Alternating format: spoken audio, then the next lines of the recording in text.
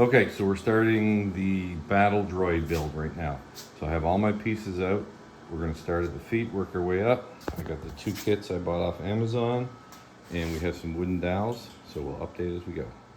Okay, so we got our legs together, and we put the wooden dowels in on the top here. So the last piece is going on right now. Cut them to length as per the instructions, so the legs are all completed. Couldn't be any easier. Okay, so we put the rods up into the hip parts, and then we got the centerpiece in. So now we're on the 3rd dowel, working our way up. We're going to do the abs now and the torso.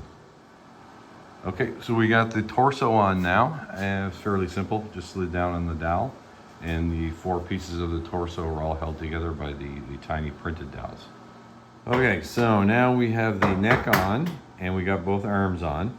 So it wasn't too bad. The arms were a little bit tricky at times. We had to drill out the PLA for sure to clear that out. We're not going to put the telephones on his side now because that's purely a glue project. So we're just doing this now.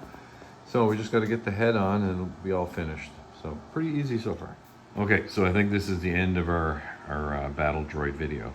So we got his head on. So basically the feet start and you put the wooden dowels in, and then you just string the legs on.